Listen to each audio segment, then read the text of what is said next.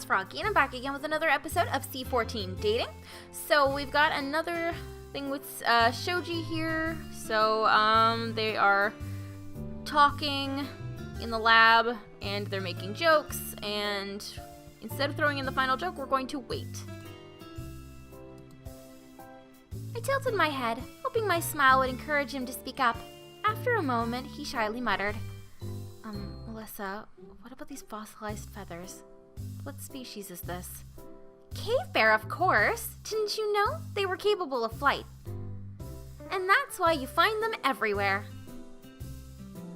We shared in a final chuckle since the joke had gotten old by then and returned to our tasks. A small gasp caught my attention and I glanced up to see some flakes from the cracked canine tooth fall onto the paper towel. Shoji looked horrified, then hastily placed the toothbrush down to examine the damage. It was a canine that belonged to a, what else, cave bear, with a giant fracture that ran from the part of the tooth to the end of the root. It was drenched in water with some smears of dirt still left on it. Yikes, the condition's bad. It didn't appear that fragile when I washed it. He picked up the enamel pieces inside. Did I mess up somewhere? No clue. Submerged in water. How long did you wash it for? Just a few minutes. I sort of swirled it around in the water for a bit. Ah, now I see. I think you used too much water. It's saturated and causing the tooth to flake since there's a big crack in it and everything. Maybe let it dry more before cleaning it.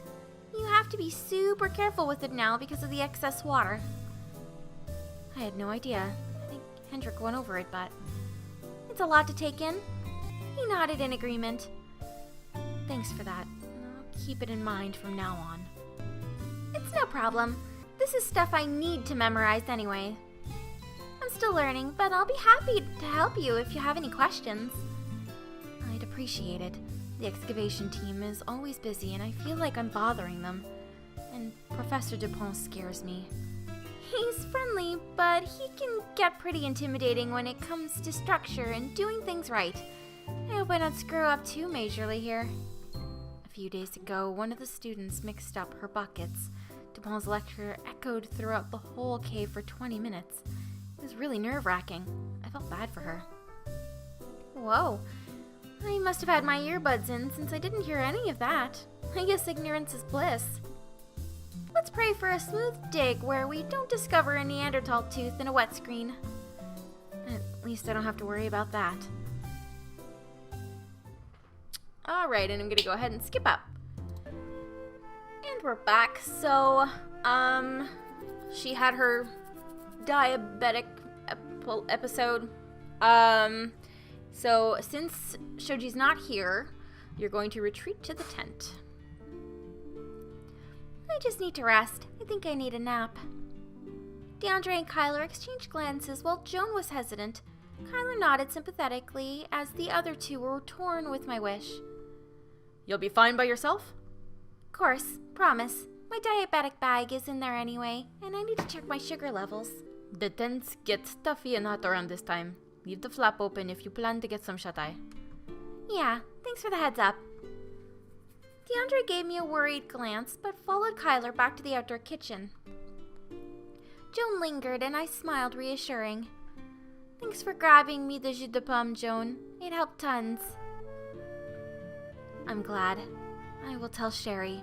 She should know. Thanks, I appreciate it.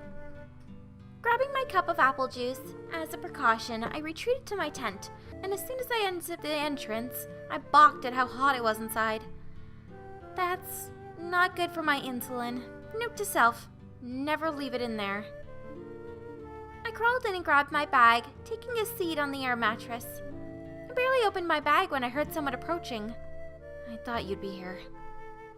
Shoji knelt by the entrance. I heard what happened. Are you okay? Sorry for bothering you. It's fine. I just crashed, my sugar levels went low. I'm all better now. Well, I'll find out shortly anyway. I'm glad. Does it happen often? Maybe a few times a month. But I usually have candy on me, so I can prevent it when I feel low. I've also been injecting more insulin lately to avoid a hypoglycemia episode. Guess I've been too cautious since I came here. Why do you ask? I didn't mean to pry, or it's just... If I understand the situation better, I can be of help if it happens again. It's a good thing that you didn't pick the cave today.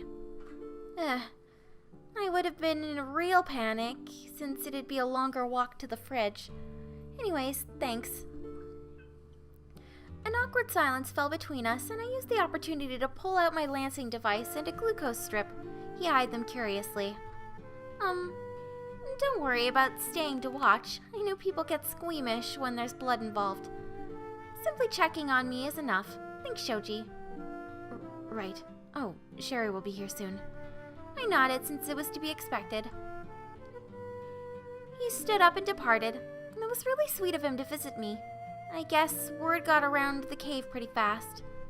Before I could test myself, I heard footsteps again.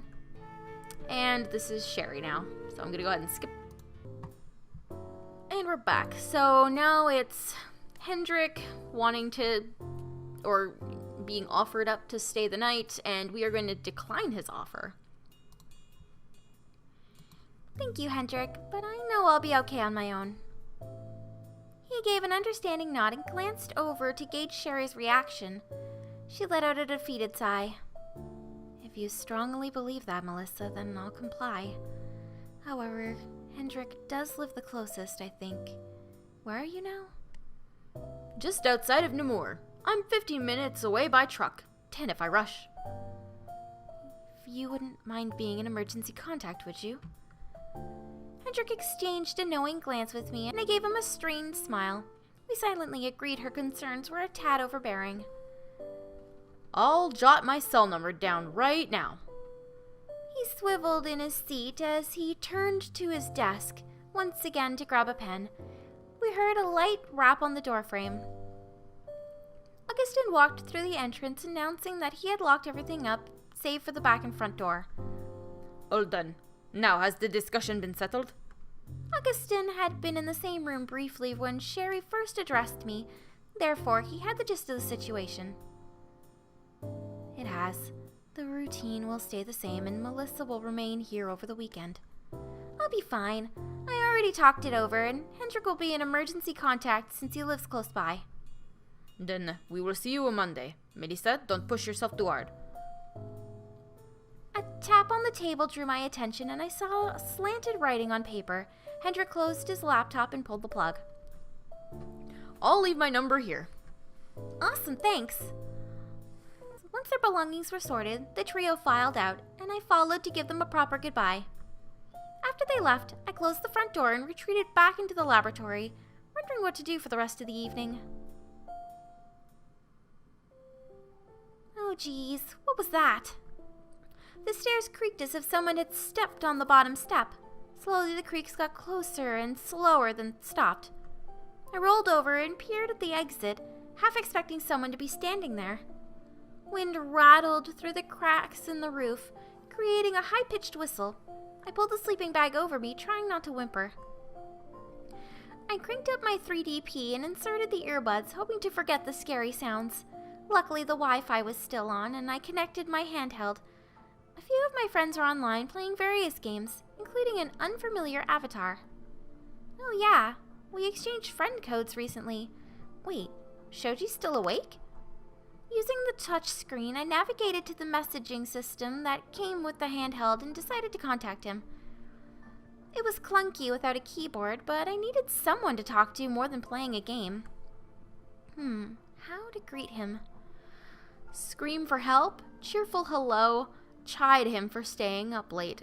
Why would we ever chide him for staying up late? That would be weird.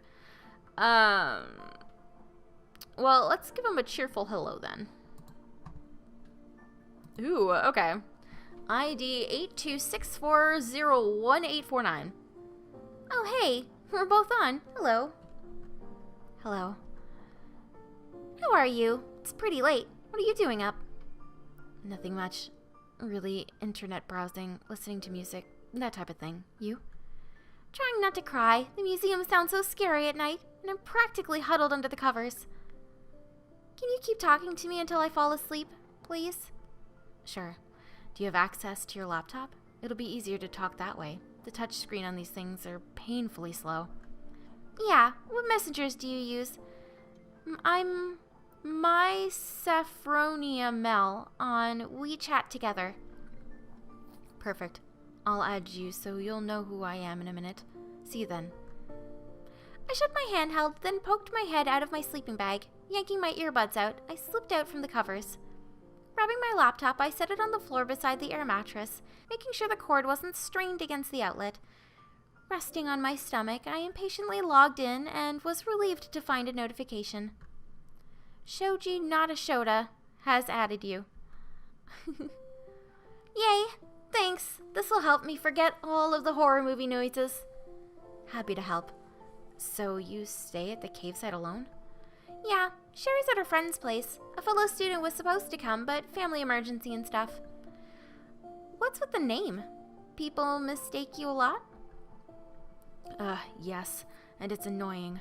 What about yours? What's a Saffronia? It's based on my favorite swing song. I love it. When I hear it, I want to rock around the clock and jump, jive, and wail and all that jazz. And then little dancing emoticons, which are adorable. You can say, I dig swing. Shot? Is that supposed to be snort? I don't know. I don't know what shot means, but okay. We've been hanging around Hendrik for too long. Oh, got it. Are you feeling less scared now? Is there anything else I could do? Let's see. Ask for links to cute bunny videos. Encourage talk. Let's talk more. Just talking is good. I admit I hate being alone. I hope it's not too demanding. It's not. I hope I'm not boring or anything, though. I've never been good with conversations. I couldn't argue with that. Shoji seemed more open now that we weren't face to face. Don't worry about it. What are you planning to do this weekend anyway? Enjoying the summer?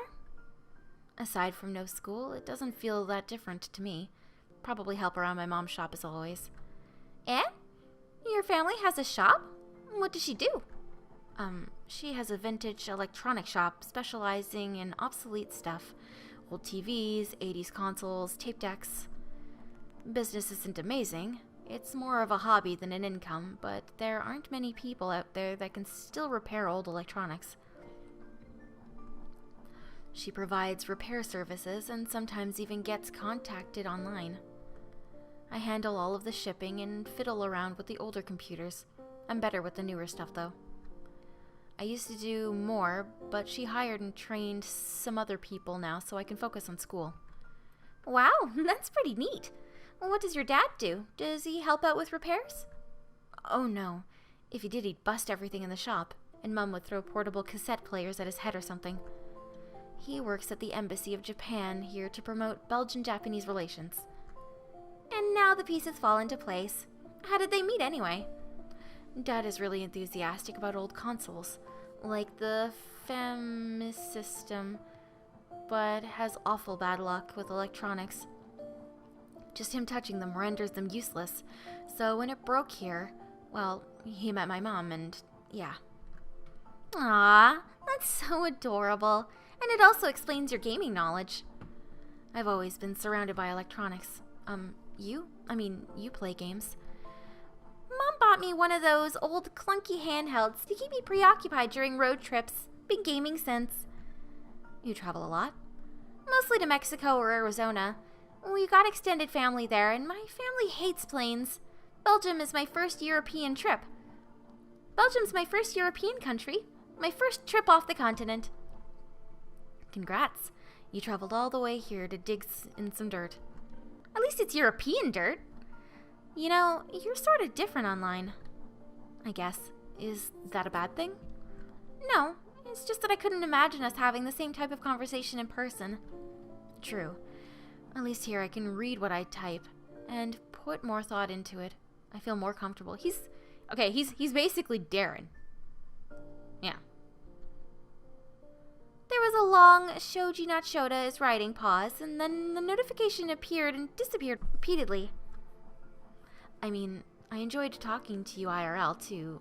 I'm sorry if I ever felt awkward or said something odd. You're a kind person, and I was really happy when you introduced yourself, truly. You don't have to worry so much. It's just me.